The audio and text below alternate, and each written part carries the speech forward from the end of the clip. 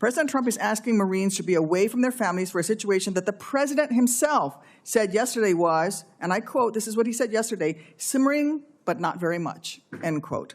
Do you, General, have any concerns about the moral injury of Marines who are now being tasked to face Americans and deploy their community in an unprecedented way? And what are you doing to address those mental health concerns? What's going on, patriots? Welcome back to Defend the Republic, the place where we speak truth without fear. If you're new here, hit that subscribe button and ring that bell. We don't back down, and we don't apologize for loving our country. All right, folks, I just watched Senator Tammy Duckworth expressing her concerns about President Trump's decision to deploy 700 Marines to Los Angeles in response to the protests. And let me tell you, we need to talk about this. Senator Duckworth. Thank you, Mr. Chairman. I'm going to follow along on my colleague's chain of questioning. General Smith, I share her concerns and the concerns of the other members of this committee about the mobilization of the 700 Marines in response to the protests in Los Angeles. I am a Marine Corps family. My father, who lies at rest in Arlington, served in the United States Marine, only for a few years. He was an Army officer for the rest of the time, but that man was a Marine until the day he died. Once a Marine, always a Marine, Senator. Hoorah. Hoorah. Hoorah. Now, even if this is technically legal, what the president is doing under an expansive interpretation of Article 2 authorities, I believe it is incredibly unwise. I don't condone violence or property destruction, but using active duty Marines for domestic protest response sets a dangerous precedence. When citizens around the country, not just in California, see Marines on the streets of America, it risks damaging their trust and politicizing a force that must remain apolitical and mission focused. President Trump is asking Marines to be away from their families for a situation that the president himself said yesterday was, and I quote, this is what he said yesterday, simmering but not very much, end quote. Do you, General, have any concerns about the moral injury of Marines who are now being tasked to face Americans and deploy their community in an unprecedented way? And what are you doing to address those mental health concerns? Senator, Marines will execute their lawful orders. I don't have any concerns that about their moral damage. They're executing lawful orders that they're trained to do. They're completely competent and they're capable of conducting protection of federal personnel and federal property. I have no question on their ability to do their jobs. They're Marines after all. My concern is the psychological injury to Marines who are going to be told to turn on their fellow Americans. We know, and would you agree that there can be hidden injuries such as mental health injuries to Marines, whether they're at war? I mean, when you go to war, would you agree that there are hidden injuries that can happen, such as psychological injuries? There are psychological injuries when one goes to war, yes, ma'am. Yes. Are you concerned that there might be psychological injuries to the Marines who are being told to turn on American citizens during this deployment? Well, Senator, I would say that these Marines are not being told to turn on their fellow citizens. They're conducting federal property protection. So you have no concern that there might be Marines that are having a psychological negative reaction to being put on. I'm not saying that they can't do their jobs. I'm saying you have no concerns and you're not preparing for any mental health counseling as a result of this deployment for these 700 Marines. Senator, we always have mental health counseling available to Marines at all times for any purpose, but I don't have any heightened concerns about this. Okay. Well, active duty troops are trained for war fighting and not policing. We ask a lot of different, very difficult things of our troops, taxing their mental health. And now we're sending them to turn on their own communities outside of their normal training. I would be concerned for the well-being of our heroes. I want to switch my line of questioning to sea lift and leveraging our international partners. There's a reason that our system is supposed to prevent the use of our military on our soil, except for the most necessary circumstances. Ideally, in coordination with local elected leaders, the alternative is un-American. From my perch on this committee and the Commerce Committee, changing topics a little bit, I am concerned about our military and commercial maritime capacity. I appreciate the leadership of many of my colleagues on this issue, and I strongly support ongoing efforts to expand our domestic shipbuilding industrial base.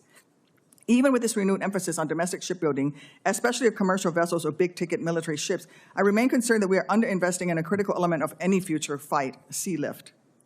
It will not matter how many submarines or destroyers we can build if equipment, fuel, and resupply cannot make it to theater. And if our troops don't have enough ships to ferry each other and their resupply from place to place within the theater, and this is especially important for the Marines to have amphibious and local resources, I'd like to ask all of our witnesses, do you agree that we lack the necessary number of sea lift or auxiliary vessels to meet the logistical demands of a contested environment in the Indo-Pacific? Admiral, I'd like to start with you, and everybody on the panel, please respond. I think we can do better there, ma'am. I'm not sure I would say we lack. I do think we've pursued a buy-used philosophy, and those used ships, at least the initial ones, took a lot more work to get them serviceable. The latest ones have been better, but I think a buy new and used philosophy is probably prudent going forward. Do you think we could benefit from partnering with friendly foreign nations on co-production and co-sustainment of auxiliary vessels, from cargo ships to small supply boats to cable repair ships, et cetera, to build surge production and maintenance capacity within the theater? I do, Senator, and I also think there's opportunities to bring that work into the United States. Yeah, I think there's opportunity for both. Mr. Secretary? I concur with the Admiral. I don't have really much to add to what he said.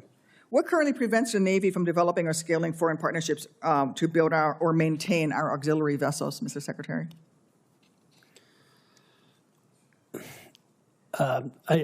Senator, look, I think there are a couple of different issues we have to tackle when it comes to those. But I think it's, as I said in my testimony during confirmation, all options are on the table, and we do need to look at this, and we do need to look at both having foreign builders build some ships like this for us, and also, obviously, they're coming here and looking at investing in our base and bringing their expertise. So I think that would be very useful to us. Or even partnering with American builders, but overseas in theater to be able to provide immediate repair. Absolutely. Thank you. Thank you, Mr. Chairman.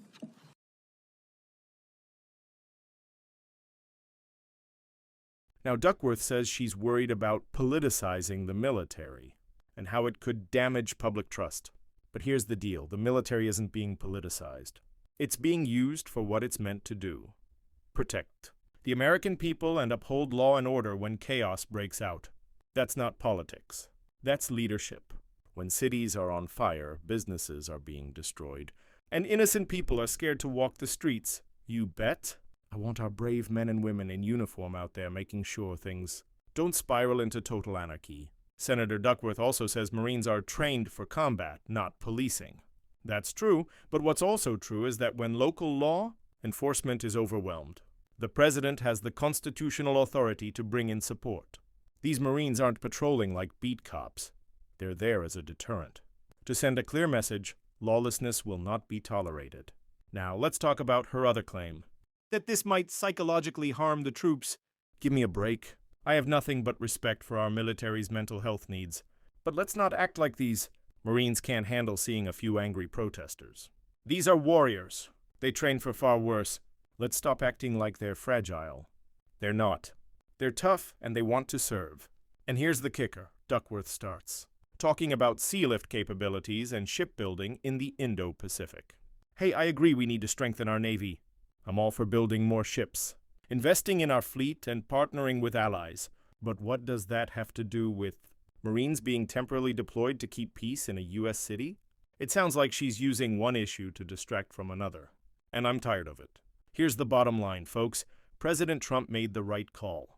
When there's unrest on American soil, you act. You don't sit around worrying about what CNN might say. You don't tie the hands of our military. You lead with strength because strength keeps us free. If you agree, hit that like button, drop a comment with "Back the Blue and the Troops," and share this video with your friends. Let's remind them we're proud to be Americans, and we don't shy away from defending our nation, at home or abroad. Until next time, stay strong, stay free, and God bless the United States of America.